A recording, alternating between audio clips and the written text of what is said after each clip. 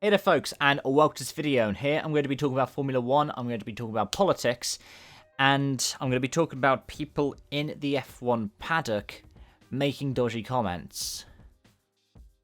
Again. This time, it's Vitaly Petrov, former F1 driver best known for being flipped off by Fernando Alonso and for pulling a steering wheel out at speed in the Malaysian Grand Prix, who the Daily Mail quite cheekily described as Lewis Hamilton's former F1 rival. Yeah.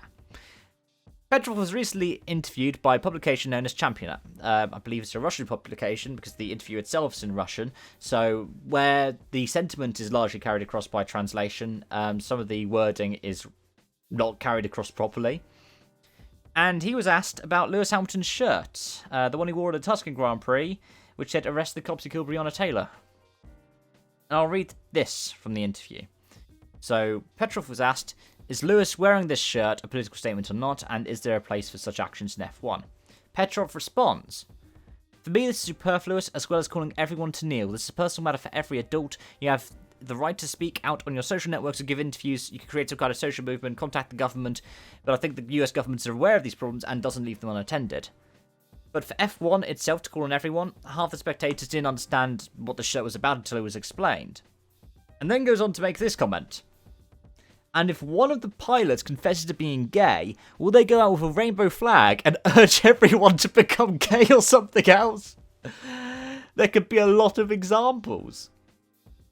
And then he goes on to say some more, so I'll go back to that point in a bit, but he goes on to say some more.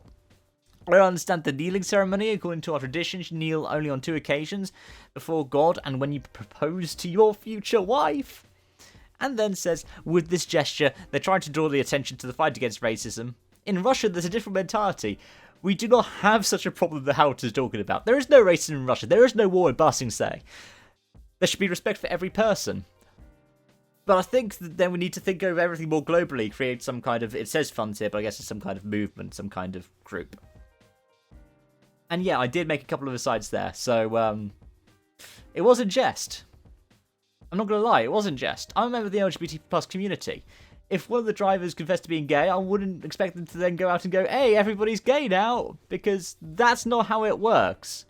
Vitaly, being gay is not a choice. Same with your ethnicity. It is not a choice. So, yeah. This isn't a good example. Because he's exposing a so-called gay agenda that doesn't exist. Well done, Vitaly, well done. And at the same time, he says there's no racism in Russia, which is why I said there's no war Basing Say. I'm going to be linking in the description section a bunch of other videos I've done talking about F1 and politics. And one of them, I was talking about racism in Russia. Because there is racism in Russia, much like there is homophobia, as there is in this interview. And I'll read you an excerpt from this script. So, this is what I wrote a few months ago now. "It's complex to discuss racism in Russia because in the past century we've seen completely different regimes of Russian states. You've got like Tsarist Russia, Soviet Russia, and the current Federation as 3 distinct entities. But of course there are more. There's like the provisional government, for example. Of course, there is a history of racism in Russia. It's not necessarily anti-black racism, because whilst there is anti-black racism in Russia, there's not such a pronounced black community as, for example, there is in the United States. Instead, it's anti-Semitic. And this is something that goes through Russian history. You had the pogroms in Tsarist Russia. You had the Holodomor in Soviet Russia, which, by the way, lots of people in Russia don't believe happened. But there was also the decossacization, which was in turn with forcible deportation or displacement of Armenians, Azerbaijanis, Crimean Tatars, Chechens, Estonians, English, Germans, Greeks, Kalmyks, and Koreans. But, I mean, there's also the treatment of states such as Poland and Finland, not only by Tsarist state, but by the Soviet state. I mean, you could look at the Winter War, for example, between the two. And, of course, there's the present-day Russian state, which was involved in places like Chechnya and Georgia. And as well as that, you've also got like the ongoing situation regarding Azerbaijan. Like, there are so many cases of racism in Russia, historically and presently, that you can't say, oh, there isn't that issue in Russia. You can't. I mean, you could try, but you're wrong. And the fact that he then followed it up with homophobic comments. I mean, the rainbow is in the F1 paddock. Because We Racist One appropriated the Progress Pride flag. And doesn't say that it supports the LGBT plus community because it races in places like Russia and Hungary and Turkey and the UAE.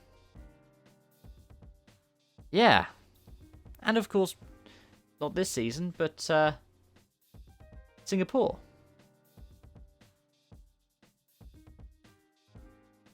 It's annoying that these videos have become routine for me to talk about. It's annoying that I can think of the things that I'm going to talk about so quickly.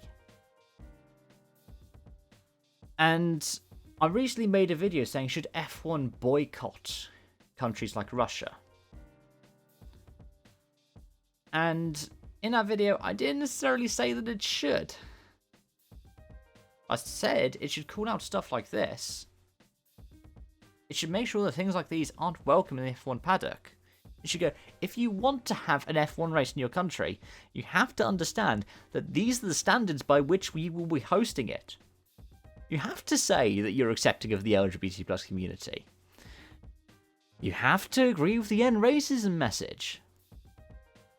Because if F1 really wants to say it races at one, it needs to do that. It needs to put its foot down. It needs to go, yes, we are a force for change. And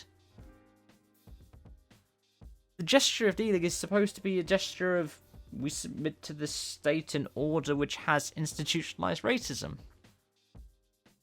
I mean, that's why Colin Kaepernick did it all those years ago. It's only a few years ago now, but it feels like much longer.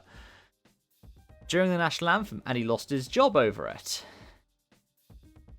Because it's saying, I submit to this state that is institutionally racist. It's a display of calling out racism and asking for more to be done.